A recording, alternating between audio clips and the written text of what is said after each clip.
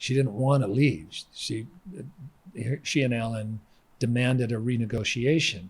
And the production, whoever they were that produced that show, didn't want to get pushed around that way. Mm-hmm. And so they didn't fire her. They ostracized her. They basically shunned her.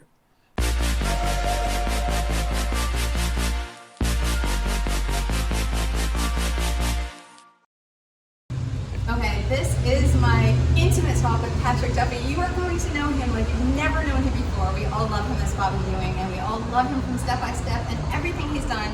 But believe me, you will love him on another level, even more, after this talk. So this is the perfect segue into Step by Step, because there you go. You're a master at this, aren't you? You are. You just did it because you were talking about Victoria, but then it suddenly reminded me of Suzanne Summers, who, by the way, she was also on my show. And by the way, she became my Hagman. I know. And I heard you say that before, but I forgot actually to even say that at the beginning. You could have watched Suzanne's episode to get a feel for. I could have, yeah. But we talked a lot about that, of her being Chrissy Snow, right? And then leaving. And she was also somebody who left. And she got fried for leaving. Yeah. Right, you didn't really get fried. No. But she got fried. Yeah. Well, because, and she talks about this, so it's not tales out of school, but they poisoned the well there in terms of trying to renegotiate. She didn't want to leave. She and Alan demanded a renegotiation, and the production, whoever they were that produced that show, didn't want to get pushed around that way. Mm-hmm. And so they didn't fire her. They ostracized her. They basically shunned her. She was no longer in those ensemble wonderful scenes in the living room of everybody falling over the couches and on the things and all that. She had a 2-walled set, a chair, and a phone, and they would call Chrissy. Oh, that's right. Now you say that, I remember. If you look at the last... She was away. Was she away? Well, yeah, she was always on a trip somewhere or doing something, and they would call her. She would come in maybe one day out of the whole shoot. They would have that set up. The cameras would be locked off. She'd read her lines. So rude, like so blatantly. Yeah. So she reinvented herself. She went to Las Vegas. Mm-hmm. She started honing her singing craft. She has a beautiful voice. She has a great style of singing. Alan, shepherded her through all that. And then she came back. We were still doing Dallas. She came back and did She's the Sheriff, which was, I think, a 1-season show. Okay. And then nothing crickets until Step by Step. And literally, I walked in and met her the first day on Step by Step. And I shook hands, and in my mind, I went, "Oh, you're my new Haggy." You're very lucky. I mean, it's very cool for that to happen. But you know what? Okay. It's not just luck then. I don't think there's something about you. There's just the fortune of finding the right people too. Yes, both. I think there is the luck because, right, you're not always, even if you are that person and you come across that way and you emulate that and you know, if you're not synced up to people who feel that and appreciate that and can give that back. Right. You could do it, but sometimes it's a lot of work. And when it's really working, it's no work at all. Mm-hmm. And the same thing was true. Suzanne and I couldn't wait to get to the soundstage to do Step by Step.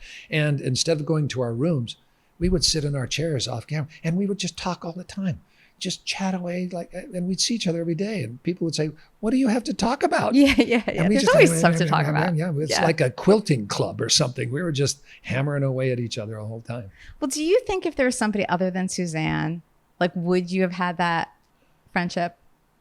Well, I don't know. I'm falling in love with Linda. If I had worked with her, I think it would have been the same. Are there other, I mean, you've worked on other things, many other things too. I've had wonderful co-stars all the time, especially women, to be quite honest. I mean, that goes with the territory of being typecast, because of what I look like and the parts that I'd played prior. So I've worked, the joke was I've worked with so many beautiful women, all of the Charlie's Angels, And I actually went to bed with them all on the episode too, which Oh, was wait, interesting. really? Wait, you what? You really were worked with every Charlie's Angel? Well, that were on the show at that time. It was Jacqueline Smith, Yeah.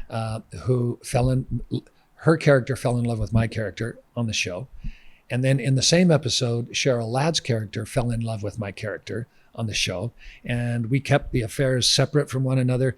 And then the only way they could resolve it, because the angels couldn't fall in love erroneously, right? So they had to kill me. So they killed me in order for them to both mourn the man they loved, And then I did a TV movie with Linda Carter, Wonder Woman, and we fell in love and got married, and it was just, I've just met Lonnie Anderson, They're icons, every single one of them. Every single one of them. It just goes on. And you got along with all of them. All of them. So that's you for sure. But I think that the friendship that you became best friends with Haggy.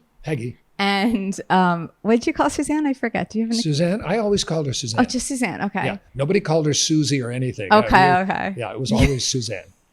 I hear you. So Suzanne and Haggy, those were because they were like that too. Right. And because I was with Hagman for the original 13 and then 2 more, so 15 years working together.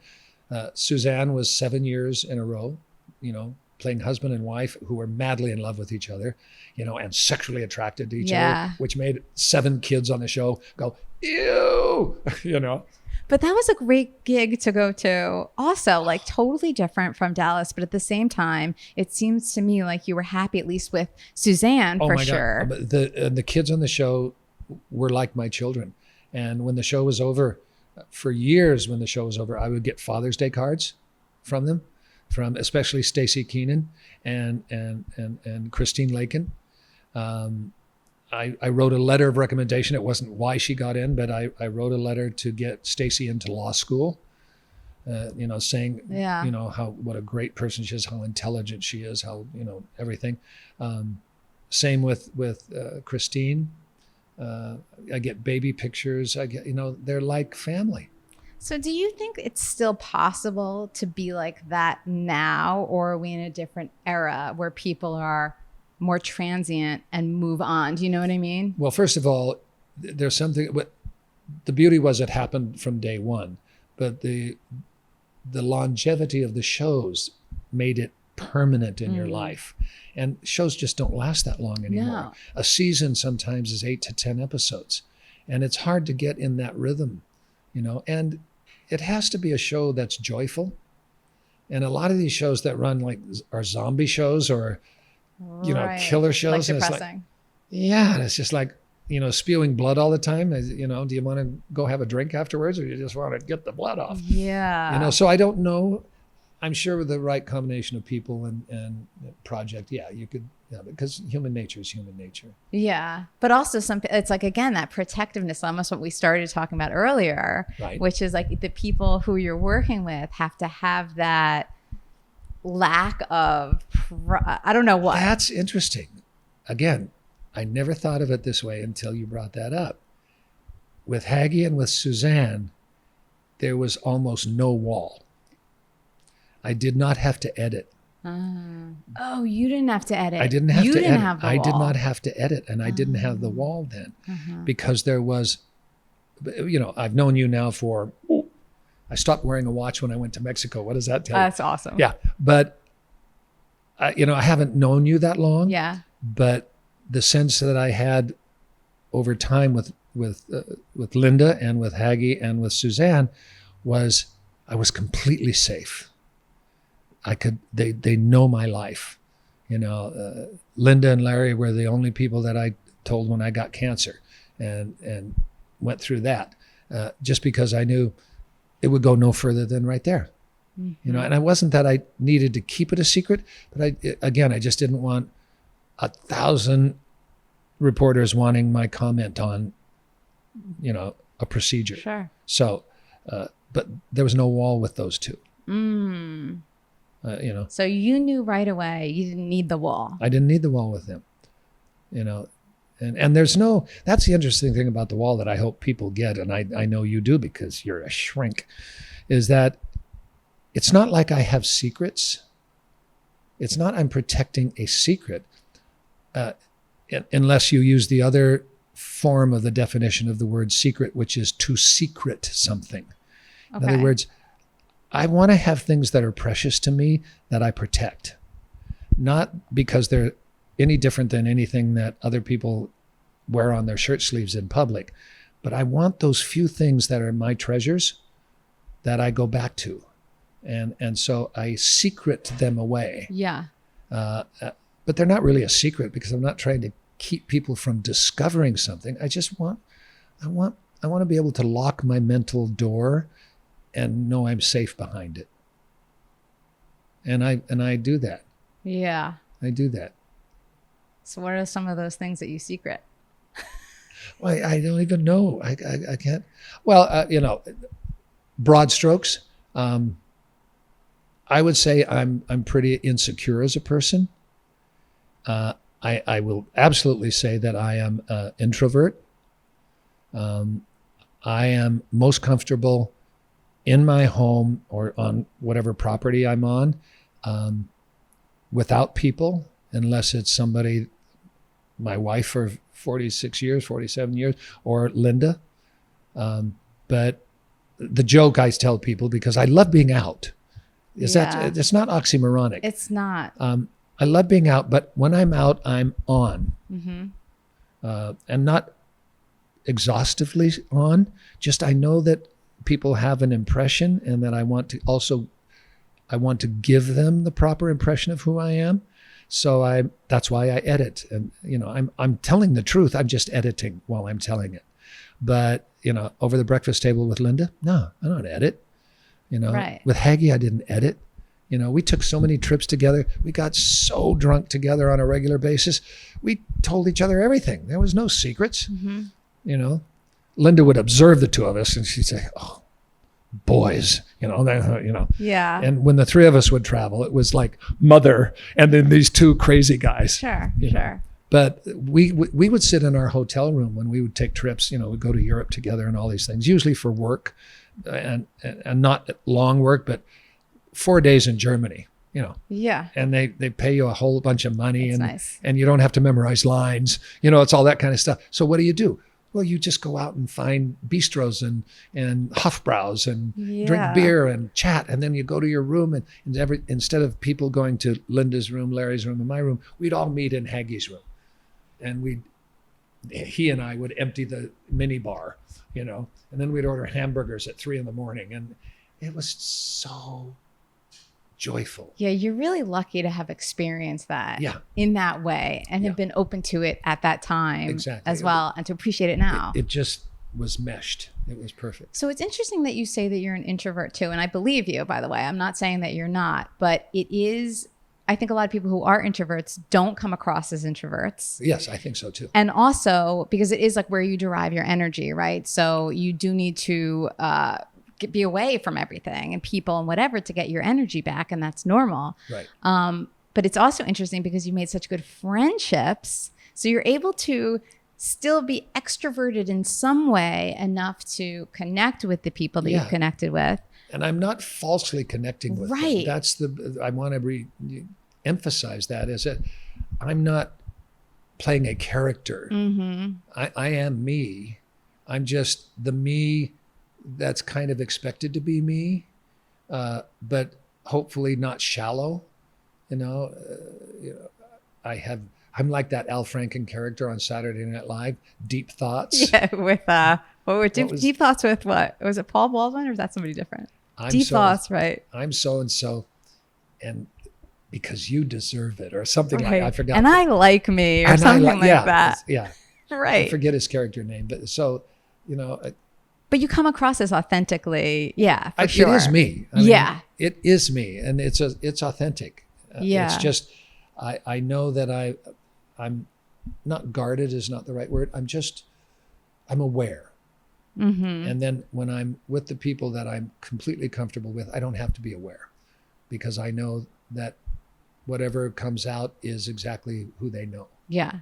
And you're safe. And I'm safe. But also about being insecure. I think a lot of people will be surprised about that, but I think that everybody's insecure. I think they are too. I think you would be hard pressed to show me somebody who's not insecure, no matter how they come across. That's true. That's true. We all are. Yeah. And and that's one of the first things I told Linda when we got together. You don't understand how insecure I am. Are you sure you love me? Did she believe you? Yeah. Well, yeah, she knows. Every morning it's like, it's me again. Is it okay that I'm here? I'm starting to get a little more relaxed about it. Right. Actually, we bought a house in Mexico. So what does that tell you? Yeah. So you're insecure about like anything, or how people feel about you, or what? Well, this is another thing, is I'm insecure around people that not only that I admire, but that I stand in awe with a little a at their capabilities and at their intellect and at their grasp of things. And I don't think of myself as being extremely intellectual or I certainly don't have a business sense. So, that's way out of my wheelhouse. So I'm always a bit insecure of being found out. So like imposter syndrome. Yeah. So I don't. Well, is that what it's called? That the is what it's imposter called. syndrome. Okay. Oh, dear God. And not everybody has imposter syndrome. No, I'm not going to say everybody, but it's common. Yeah. It is common, and it's not debilitating. It doesn't. I'm not a recluse. Mm-hmm. I just really enjoy quietude. I'm not antisocial. I just enjoy small relationships with special people. If you said, which 5 people would you like to dinner? I'd stop at 3 and go, I don't know who else. Yeah. Isn't it so funny that like the human brain, like what we do, we're constantly thinking about ourselves and are we good enough and how we come across, and like just it's a constant It's how I got dressed to come and do this interview. I didn't just throw on what was in the closet. Everything was a conscious choice. Of course. I'm going to be on camera. I know who I'm talking to. I know what she looks like. I think, how do I want to look? Should I do the button up? No, I shouldn't do the button up. I should do the button up. Should I wear a t-shirt? I should not wear a t-shirt. Linda, what do you think? Should I wear a t-shirt? Should I not wear it? It's like, just go to the interview. That was Patrick Duffy, and there's so much more where that came from. Get ready. I put links to the other parts of this show in the description down below. If you liked this video, by the way, tap the like button and drop a comment. I read them, and I really would love to know what you think about Patrick, me, Really Famous, this conversation, anything. Dallas, Bobby Ewing, who got JR, whatever. Drop it in the comments below.